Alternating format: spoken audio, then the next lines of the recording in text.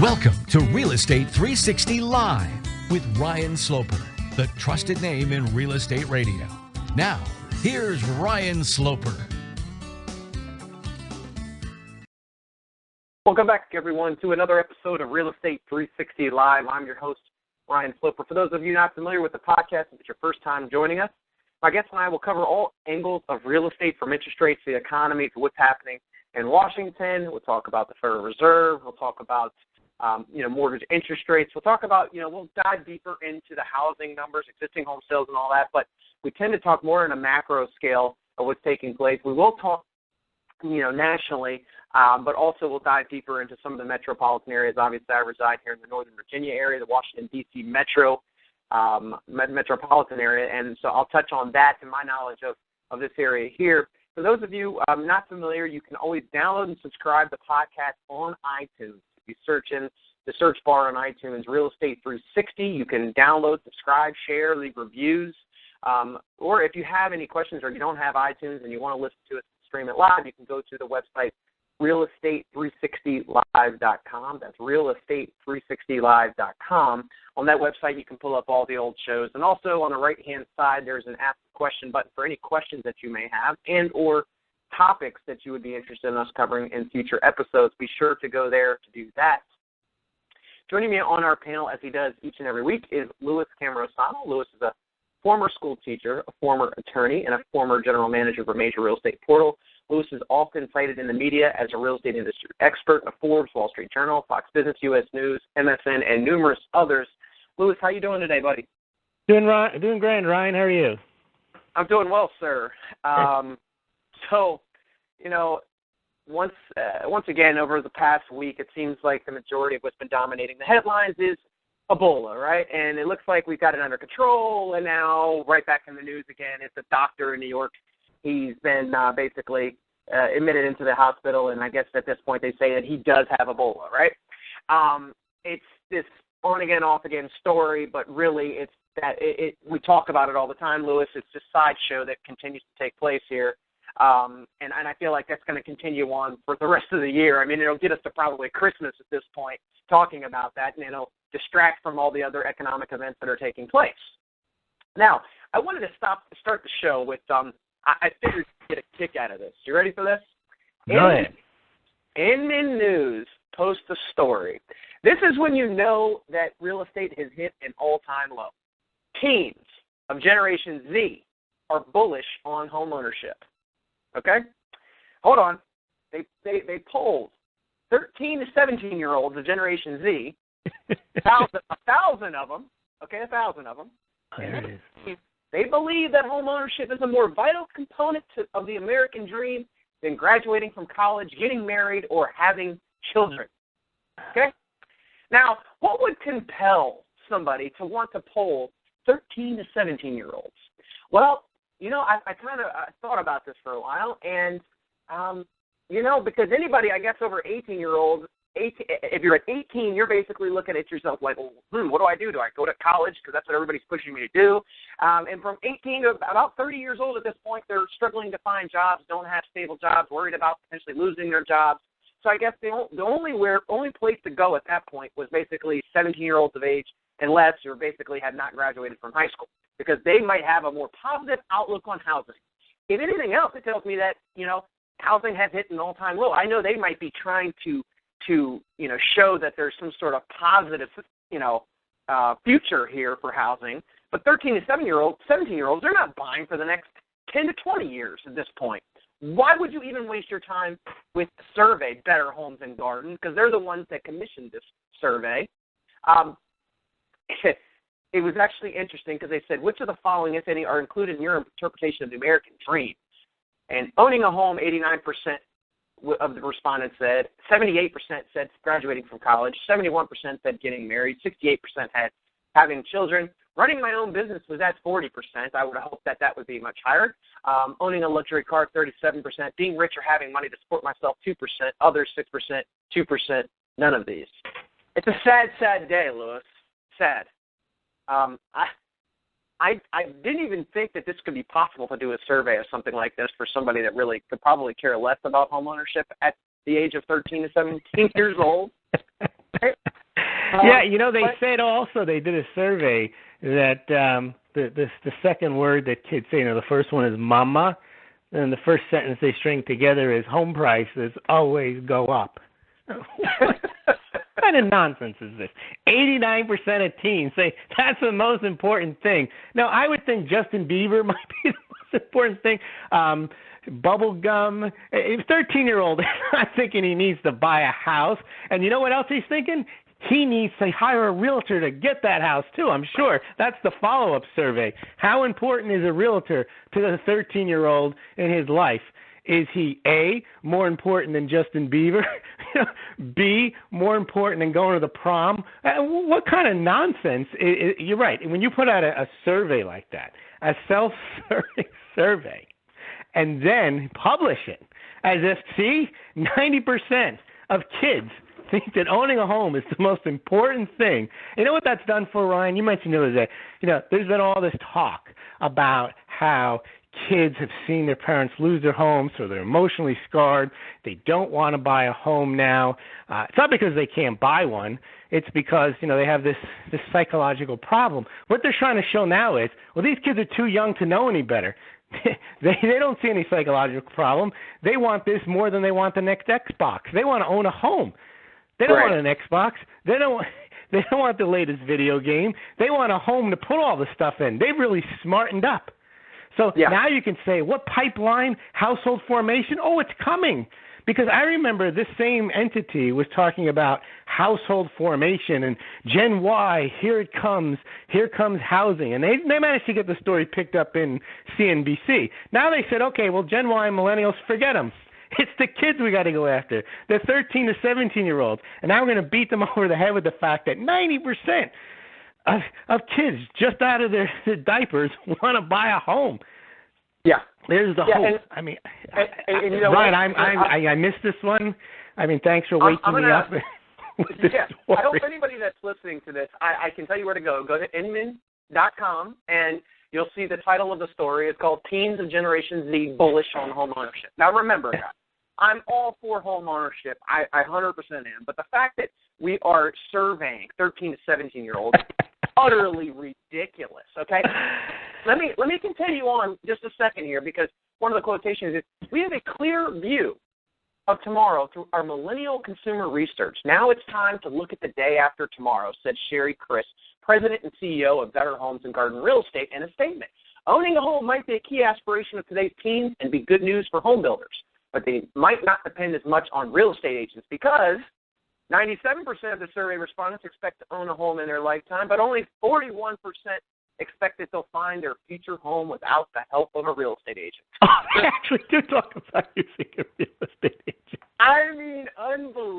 Yeah, they're up on that. They realize the value of. I was only kidding. I didn't scroll down. I just opened up the story and you mentioned it, that they would throw in something about using a real estate agent, as if a 13-year-old knows anything about using a real estate agent versus going FSBO.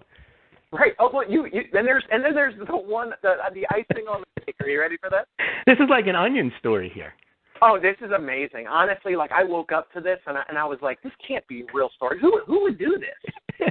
Well, I'll find it with the help of a realtor is higher than I'll find it on my own using online searches or referrals from people I know. So kids go, they exchange realtor referrals when they go to school. Yeah, guys, remember, we're talking about 13 to 17-year-olds here. And then it says, last sentence, teens in the survey also indicated that they'd be willing to give up certain modern perks like video games, going out to eat, social media, and downloading music if it meant they could afford any house they wanted in the future. I'm going to ask my kid, listen, you can buy a house 10 years from now. If you just shut off the TV, he's going to look at me like I have three heads. Right. 67% of respondents were willing to give up buying video or mobile games in light of trying to buy a home. Come on. First of all, they don't buy those games anyway. Their parents give them to them in most instances. It's not like they're working when they're 13 or 14 years old. This is a ridiculous survey. Yeah, well, and so the first comment, there's only one comment on this story right now, and I'll read it. You guys, you can obviously go to the story, you'll read it, but it says, how I try not to be cynical, but this business makes it so very hard. Surveys of 13 to 17-year-olds, really? Are we at that point now? I'm one of those, one just past that. Ask them the same survey every day for a week, and you'll get seven different results. Oh, the infant survey is next. Yeah, I mean, honestly, guys, you know, I don't even know if I can pull up Inman anymore just because they posted this story, right? I mean, do you want to have any credibility? Because it just went out the window with me today. You know, if you were going to have any, but 13. In defense, I know Inman News is generally pretty good. You know, they've been out for 10, 20, 30 years putting out decent news stories. Obviously, they're on the side of the real estate agent. Well, not always. I mean, Inman is taking a view critical of the real estate industry and commissions that brokers charge. So, who knows? Yeah, I guess a crazy story like this can slip through the cracks every now and again. But the fact that it is here kind of highlights what we're always talking about, Lewis. It's like, you know, we have a low interest rate environment, one of the lowest interest rate environments that we've had in, you know, hundreds of years, or, you know, at least 50 plus years. And the reality is that the majority of people out there can't take advantage of it. We talk about this week in and week out, and it's unfortunate because I honestly wish that more people could take advantage of low interest rates because they would have a more secure financial future, you know, down the road, right? We always talk about, you know, protecting yourself from inflation and what I like to call the hidden inflation, because nobody wants to recognize the inflation other than us, Louis, or the people that potentially are listening to this podcast.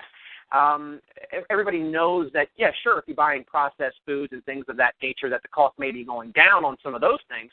But what if you want to buy real beef? What if you want to buy like real organic beef and chicken and things like that? You're going to pay a premium for that. Those prices are rising. Well, beef is at an all-time high. Absolutely, and it's going to continue going that way. Now, what could they do to offset that? Well, they give you smaller cuts of the beef, right? And then so it looks like it's the same price. But people I don't think, pay as much attention to this stuff. But, you know, this hidden inflation over time will really start to, you know, nail people's pocketbooks, and I think it already has.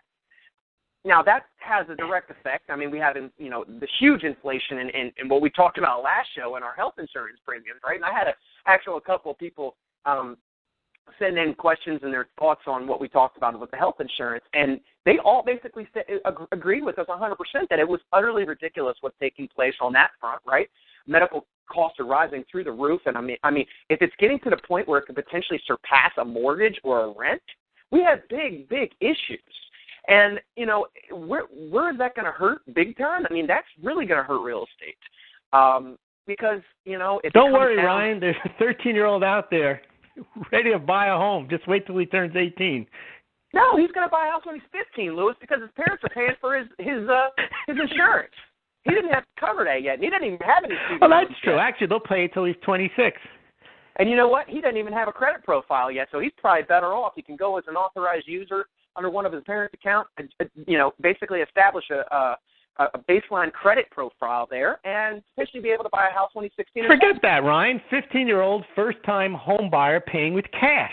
That's the future, according to the survey. Oh, They're going to forego everything, all the childhood, pre-adolescent, and adolescent things that they spend money on. They're foregoing all of them just to save up money so they can outbid another 17-year-old on a home for their first-time home purchase. I got you right here. Here's your headline, Lois. 13-year-old gives up his Xbox to buy a Detroit foreclosure.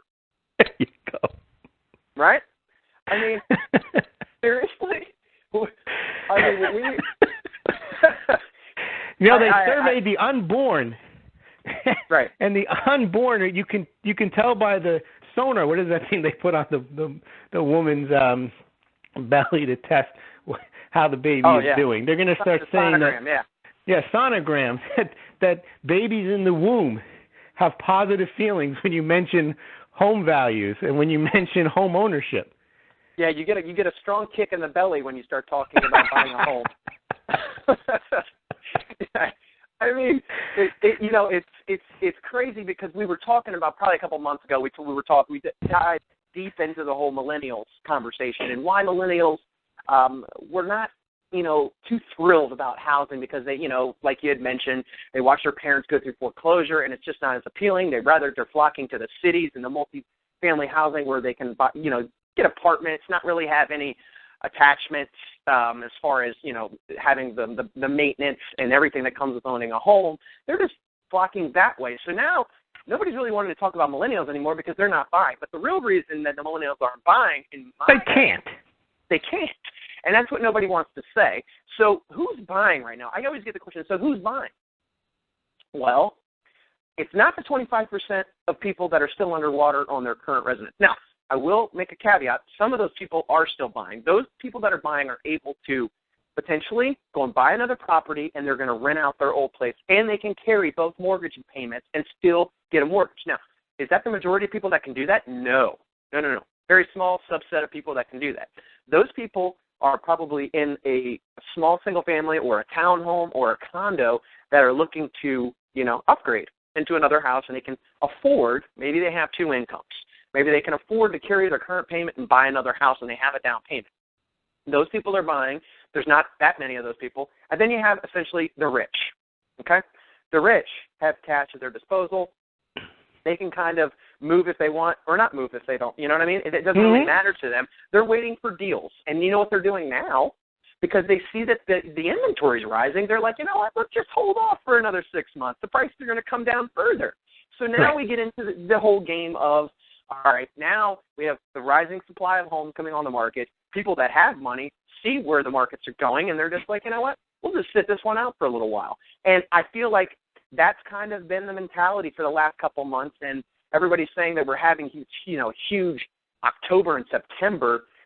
We had a really lackluster summer, and I think that that's continuing through the fall here. Yeah, there's some properties that are moving, and those are the ones that are 100% turnkey, ready to move into. They're the best house on the block, priced reasonably. If it's a really beautiful house and it's priced above where it should be, it's still not going to move. Correct. I see that in my area too, in the Northeast. Absolutely. Yeah. Houses on the market, gone through 4 or 5 price reductions, still not going.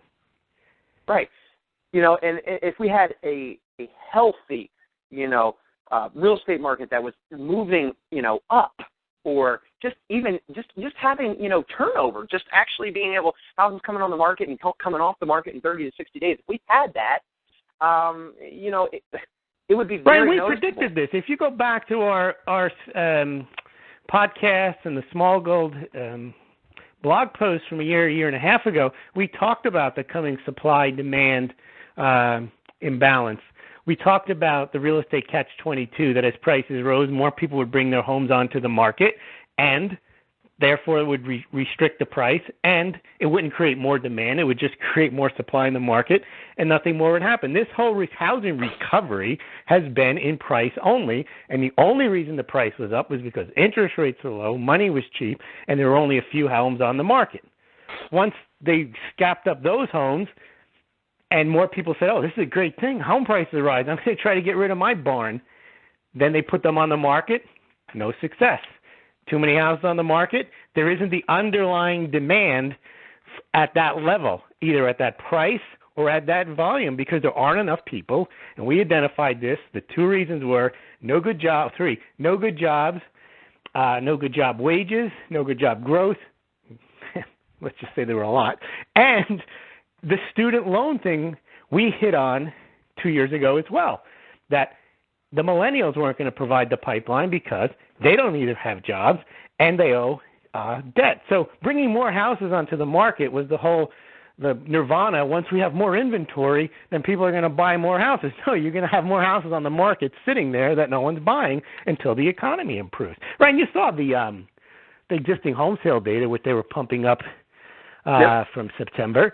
But if you look at beneath it, it's down from last year when you look at single-family home sales, which is the most important and largest component of the report. So it's down from last year's number, 1.9%. And last year wasn't a high sales number either. We're at very low home sales, Ryan. We're at 4.5, less than 5 million existing home sales sold a year, which is, it was like 12, 13, 14 million just 10 years ago. It's really abysmal based upon where the interest rates are, right? I mean, they're giving money away at that price, but no one's taking it because they can't get it. They can't get it. Yeah, and I mean, I think that's the key distinction to make. Every time that I hear a banker or one of these financial analysts come on and they start talking about, how cheap it is to borrow money, I'm like, you're not the one lending it, buddy. You know what I mean? Like, you don't get it. Like, they're going to ask you. I always tell people before they apply for a mortgage that it's the equivalent of going into an airport and going through one of those scanners, right? In order for you to get on that airplane, you're going to have to go through that scanner. Well, if you go to apply for a mortgage, you're going to get ran through the same scanner. It's just going to basically be asking for everything but the kitchen sink when you're applying for a mortgage. And to the point where people get really uncomfortable, like, why do I need to give you that? Why do I need to give you that? Well, the reality is that they're going to ask you for almost everything because it gets to the point where they're trying to get you to where you can't supply something, right? And because you can't get on the plane. So why go through it? Right.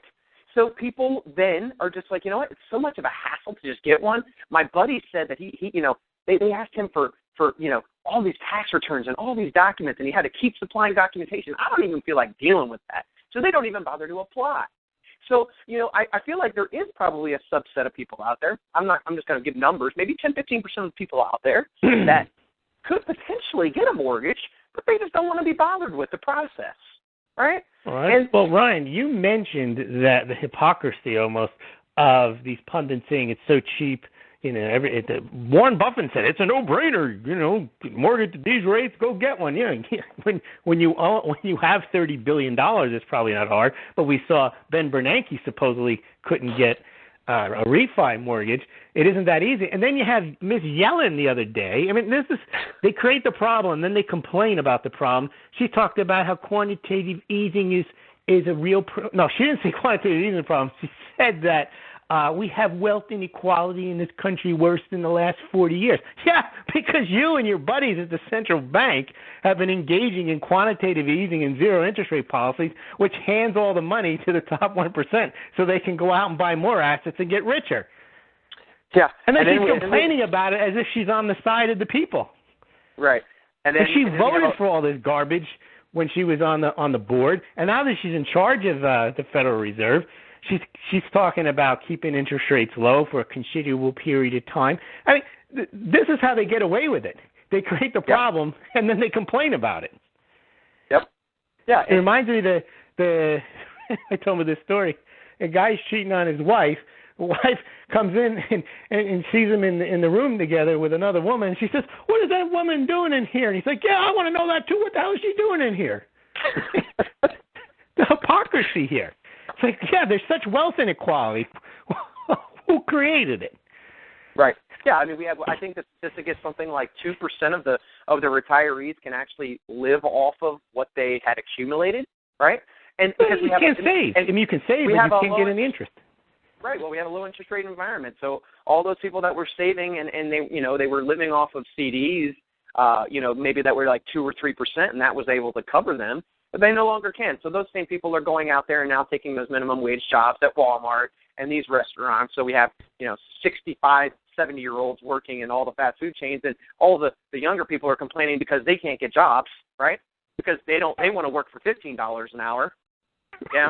And I mean, it's and now we have 13 to 17-year-olds that want to buy houses. I mean, where are we going with this world? You know what I mean? Like literally, 13 to 17-year-olds. I guess it is good for 13 to 17-year-olds because think about it. They don't have to worry about student loans. Their parents do. They don't have to worry about health care. Their parents do, right? So right. The only thing they have to worry about is owning a home because that's the most important thing in life. Yeah. I mean. No, I'm sorry. Well, the second most important thing in life is using a realtor to get you that home. You know what? Probably most 13-year-olds don't have a clue. Of course not. Unless your mom or dad is a real estate agent, you don't know the importance of using a real estate agent. No. But, we have all these. We have basically a stock market bubble. We have a student loan bubble. We have health care that's out of control. We have debt bubble, sovereign debt bubble. I got another headline for you. Bob humbug. Sears is closing 77 more stores. Hold on. The economy's moving in the right direction, Louis, because the stock market's up, but we have more businesses failing. Yeah. I mean, it doesn't take a rocket scientist here to figure out that this is complete and utter disaster. Literally. Wait, another headline. Bloomberg, Reuters, U.S. jobless claims at the lowest since 2000. Fewer apply for benefits than at any time in the last 14 years. They're still on that, as if somehow the economy has never been this good since 2000. Right. Yep. And we know why people are not applying for benefits, because they fired everybody over the last 6 or 7 years. There's not many people left to fire. And it doesn't mean, then they say it signals labor market strength. It doesn't signal anything. It just signals that fewer people are in the job market left to fire, and they haven't been fired.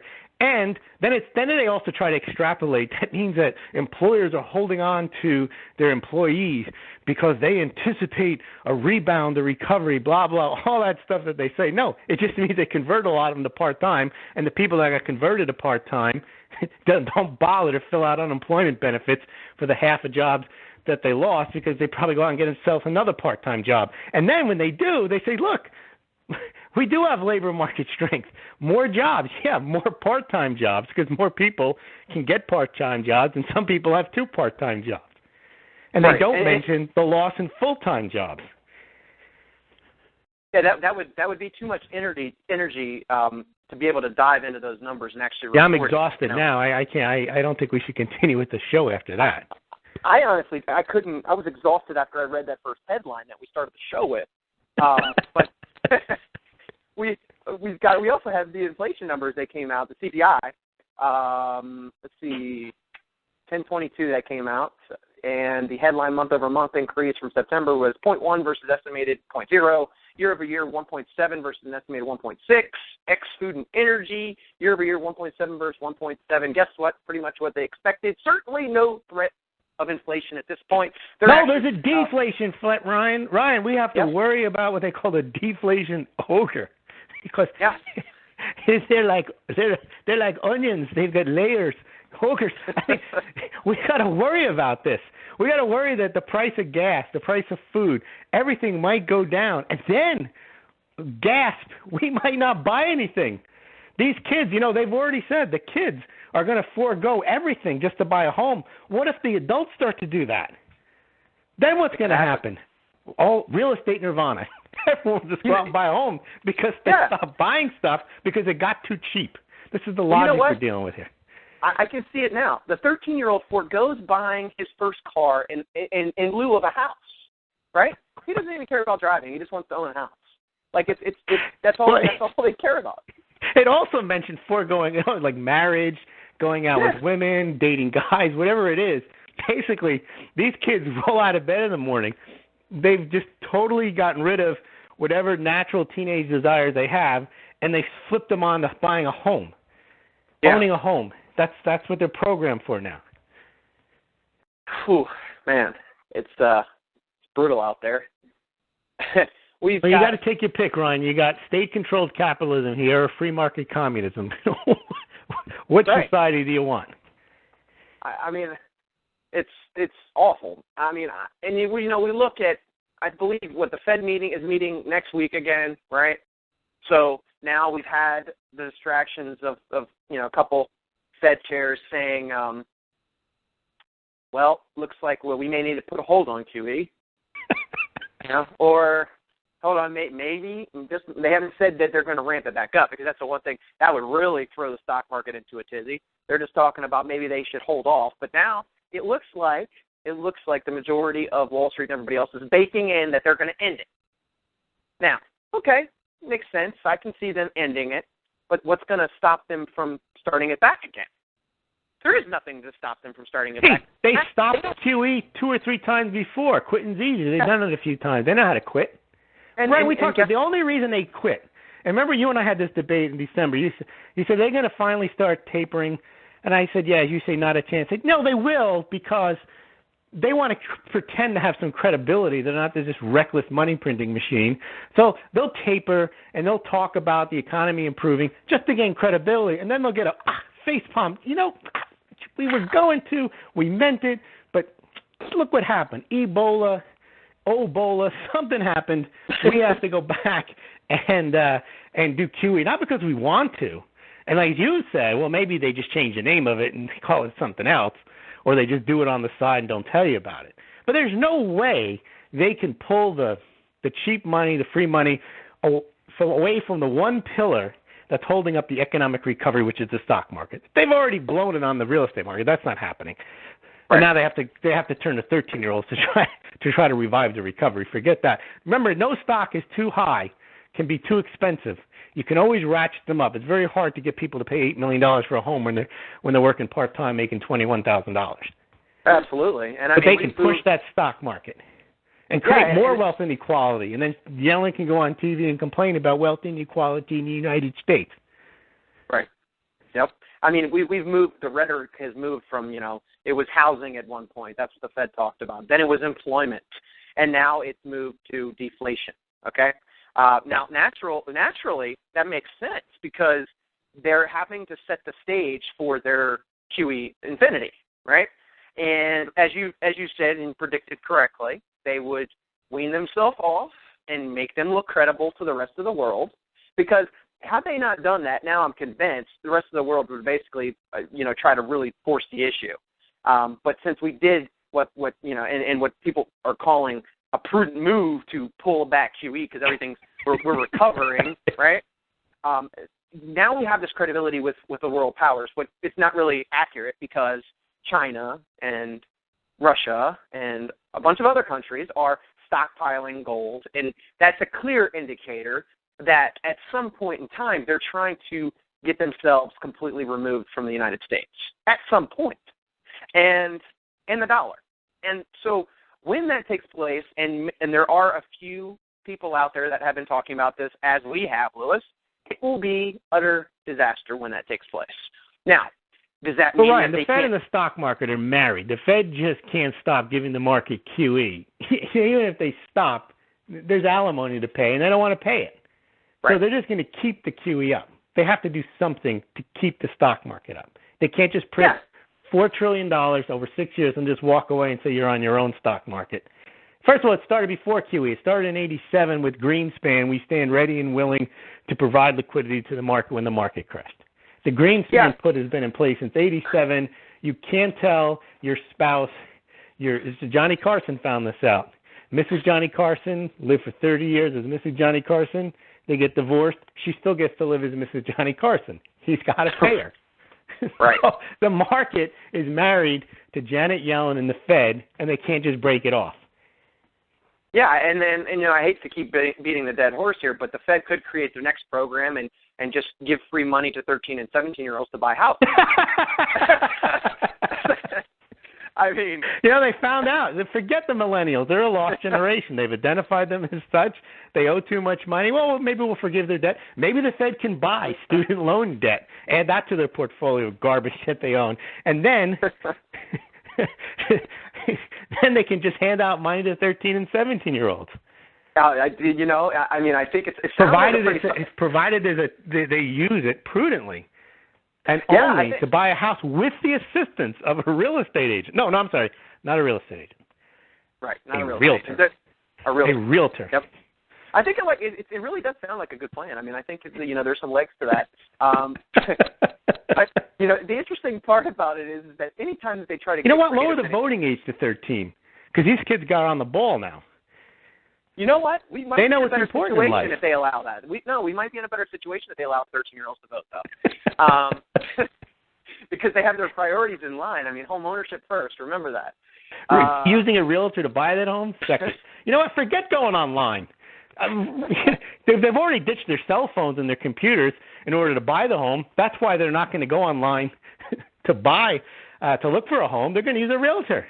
They've already also, Ryan, according to the survey, they've eliminated from their circle of referrals.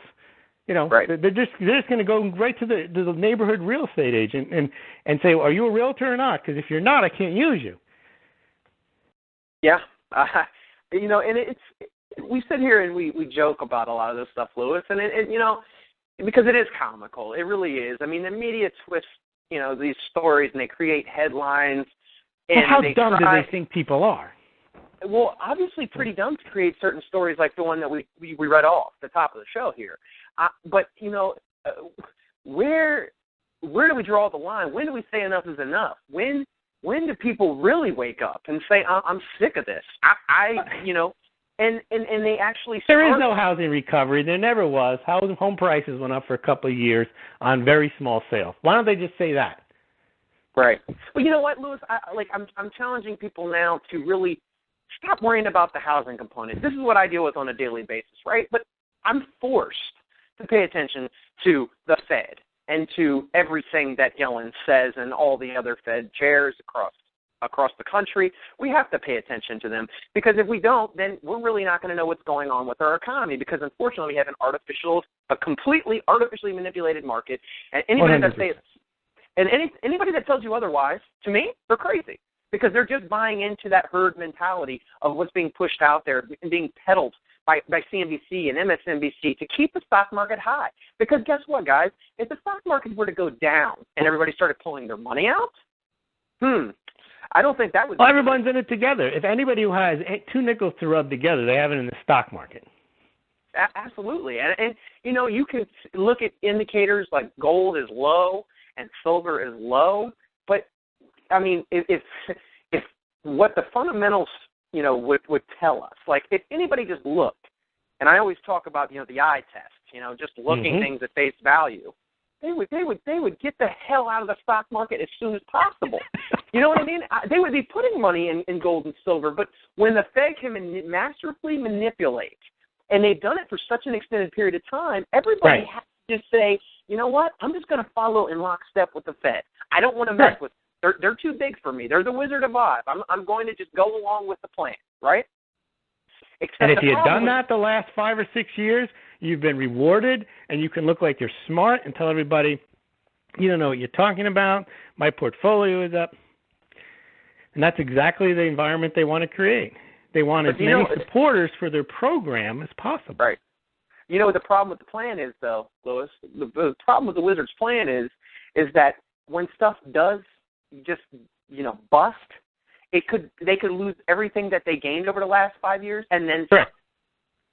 And that's where I think people, kind of miss the boat. It's like, okay, yeah, you got gains, and people always talk about averages, but guess what? Your financial planner is not going to, most of them, I'm not going to say all, but most of them aren't going to be able to put your money out fast enough, or they're going to say, guess what? You got to double down now because it's coming down, right? So that's typically what they recommend. Anytime you buy on these dips, right? You buy on the dips. They all talk buying about the dips, and if it crashes, it's a buying opportunity. It wasn't always that way. I put out a piece a while back that showed that, it took until, 1982 or 1983 from the Great Depression, I'm sorry, I'm exaggerating. It took like the mid-50s for stock prices to get back to the levels that they were in 1929. And then the stock market was depressed from the 60s through the 70s, late 60s, all through the 70s, and didn't get back to the price gains until around 1982. So history shows that markets that are relatively unhampered rise and fall based on the fundamentals. It's only been since 1987 that stock markets go straight up no matter what, as long as the Fed stands ready, willing, and able to do whatever it takes, or to provide liquidity, or do QE, or institute zero interest rate policies, whatever it is, to boost the stock market. You never had in the stock market companies, you couldn't even go public unless you had a few years worth of profit. There wasn't a rule against it, but unless you had a few years of profit behind you. We have companies on the stock market, been on there, they've been in existence 10, 15 years, still don't make money, have multi-billion-dollar market caps. Why? Because you're rewarded for showing that type of growth, unprofitable growth. And the money to be made in stocks is in the stock price, not in the value of the company. And they'll say, well, the value is reflected in the stock price. No, it's not. The value is reflected in the monetary policy that encourages the stock price to rise. Right, exactly. It's the policy that's creating the boost. It's nothing more than that. And it's interesting because, here we are. We've been talking. Do you remember when we went through, this is probably about 2 months ago, Louis, we went through all the different big businesses, big companies, and we were kind of going over their earnings, like Walmart and Sears and all these other companies. And we said, hey, look at they're taking basically quarterly loss, and they're claiming it as a victory when they lose less than the quarter before. Right. And so we fired less people, fewer people last quarter than them, and we're putting some on part-time now. So we've kind of stemmed the firing. Right. We just talked, and I just talked a second ago, jokingly, I was talking about Sears closing 77 Sears and Kmart stores and cutting 5,300 jobs. And basically, they're saying they may not even have enough cash to continue beyond 2016. Okay? They're saying that, they're shutting down a lot of these stores before we even get to the Christmas market, which is typically one of their big times, right? So things cannot be too good. And it's not just Sears. Walmart's taking a beating. McDonald's is taking a beating. These are big, big companies. These are companies the companies that service the masses, if you want to use a communist term. I mean, it's not the ones that service. It's not Ferrari. It's not Gucci. It's not Tiffanies that are suffering. It's the ones that sell mass-produced items for the middle class, the lower class, whatever term you want to use for people who don't have millions of dollars. Well, you know what? They don't have money to go and spend. They're spending on health care premiums. You know what's funny, Ryan? When you spend additional money on health care premiums, it gets added to the consumer spending number that comes out each month, and added to the GDP. So they say, see, consumers are spending. Health insurance and premiums that have gone up, that they gain nothing extra for paying extra. Well, yeah. I mean, when your health care premium goes up 300% in 1 year, there goes a car payment. Right? Yeah, but there goes your trip to the mall. But also, the government can then report that the GDP went up on increased consumer spending, so the consumer is strong now. They're spending more on health insurance. Yeah, I mean, it really is bad. I mean, we haven't even begun to see the effects of these rising healthcare costs, because, as we mentioned, all these are slated to take place beginning of next year, right? Like all the huge jumps. I'm curious to see, as we spoke about last show, how many people just opt out and don't take any insurance.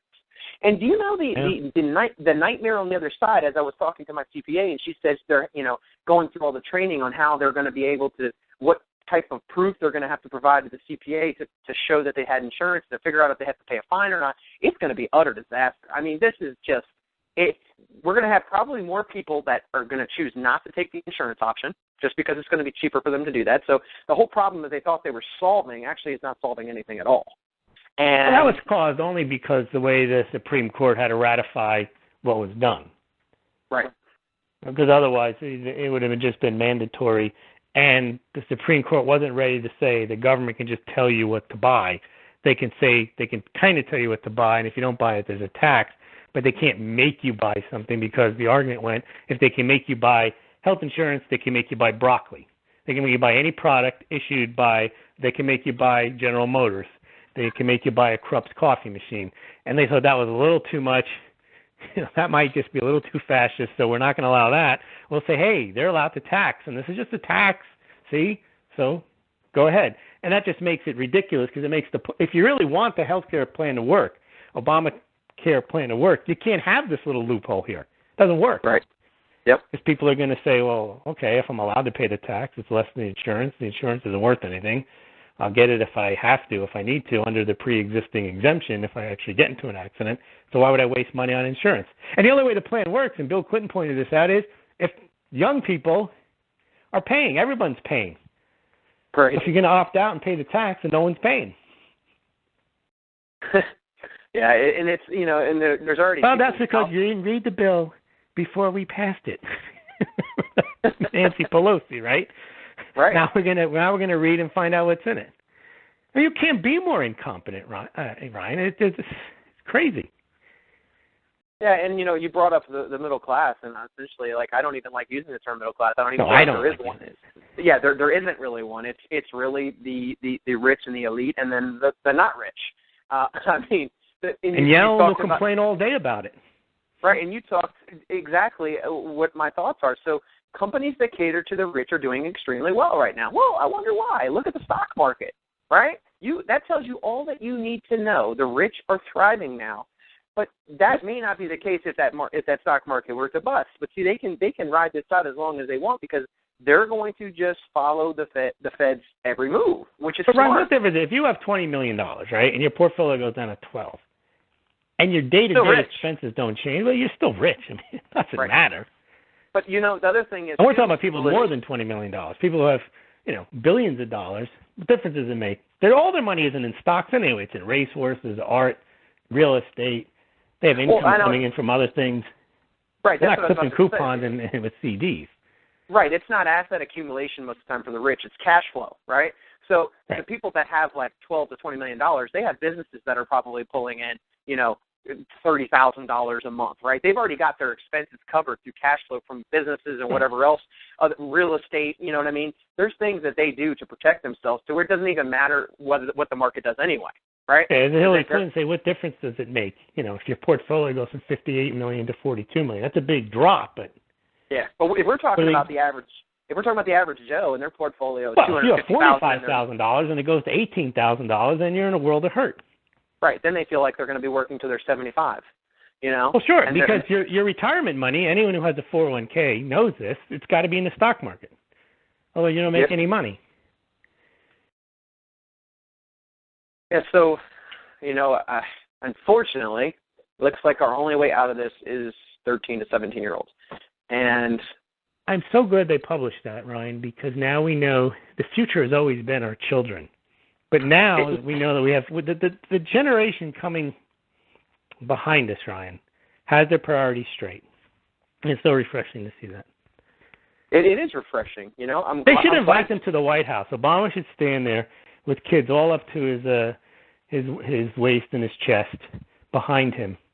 And they can just say, thank the realtor, homeownership in America. Thank you, Generation Z. Z. You're our last best hope. And we're going to be in good hands. Absolutely.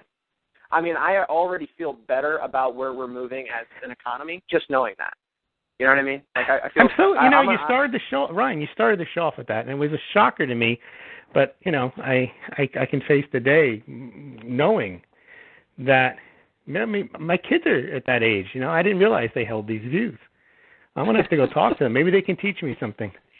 You know what? Maybe you should have them go and start viewing some of those properties that you said have been sitting on the market that you've been following for some time now, and maybe start the process of pre-qualification. Why should I bother? They can get the mortgage, or maybe I don't realize it. Maybe my kids have stashes that I'm not aware of because they've been foregoing, their allowance. That allowance I've been giving them. Maybe it's enough to buy a house. Maybe it's some of those gold coins they've been sitting on. Who knows what it is? Yeah, but I guess because here's the reality, folks. If Generation Z, if this is the way to turn the real estate market around, and this is the way for there to be some positive sentiment for builders for the future, what does that mean for the next 15, 20 years if we start talking about that, right? That means that they know that we are in a mess now, and the only thing that they can do to start pulling positives is to talk about generations that are probably not going to buy for the next 10 to 20 years. And what comes after Generation Z? I don't know. I guess we start over again. Yeah, well, when this doesn't pan out, or they'll start talking about it not panning out before it doesn't pan out so they can start focusing on the next generation. No, I thought you talked about it. It was basically when the moms talk to the babies, right, and their stomach, and they basically convince them that when they come out that they're going to be forget that. You're right. Let's go to the proper means of conception. Yes. The couple has to really start thinking real estate and home ownership just to set the environment that's conducive to producing children that'll share these views. You know what? You definitely want to condition your child to do that, right? I mean, that's where we're at. That is where we're at. this has been one of the funnier shows that we've done in a while, Louis, but I'm glad that there's some media out there that can provide this type of material for us. Ryan, some people will listen to our show, and I never thought we were funny, and they said, this is a funny show. I'm not trying to be funny. Actually, today, this is funny, but most of the shows are pretty serious. Yeah, they are pretty serious, and I think that, sometimes, we crack jokes and we make jokes about, the Fed, President, Congress, everybody, but in reality, it's just because, we're trying to be as realistic as possible as to what's taking place in the economy. Like, I don't. But at some point, it's comical, though, when you try to. Yeah, it is. One of the types of comedy is just telling people the way things are. If you listen to comedians who just say, "Do you ever notice this?" and they explain what happens, and you laugh because that's what's happening, not because it's funny, because that's exactly what's happening. All you have to do is read this story about 13 to 17-year-olds. It's funny. It's not meant to be funny. You just read it. That's what they said they did. And you're like, really? You did a survey about home ownership and the value of a real estate agent to a 13-year-old? Yeah. That's funny. It is. It's funny, and the fact that and the fact that they present it as serious makes it even more funny. Right. Yeah. I always come back to that home ownership for the most part. I think it's a fantastic thing, especially for somebody that's able and willing. They can get qualified for a mortgage. They have a down payment. They have good credit. They have all these things. Now, if you're one of those people that, you want to buy, but you just feel like you're not in a position, the only thing that you can do, like I said, is to reach out to a professional and start preparing yourself for that. I mean, there's things that you can do to put yourself in a position, which obviously means getting your credit scores as high as possible before you apply for one. There's a lot of – I work with a company called the Credit Pros. There's them, and there's probably hundreds of other companies that do similar things. So just make sure you're working with professionals all the way through. And we always talk about that we know that there's this inflation. They can call it deflation or whatever else, but we know that there's rising inflation, and that's just going to speed up at a pretty rapid pace, especially when we continue down the path of QE infinity. Because they do see deflationary pressures, and they will fight them. There's no limit to the amount of dollars. They will never allow deflation. Ben Bernanke's helicopter speech, Janet Yellen wanted to go to negative interest rates. They'll do whatever they can to fight off deflation. No deflation is acceptable to them. 2% inflation is where they want to get. A little more they'll tolerate. That means they will overprint to avoid deflation, which means they'll get inflation eventually. Yeah, and so I think everybody's always asking, so what do you... Right, and everybody's always asking us, like, okay, so what do we think is going to happen? They're going to continue to print. They don't have a choice.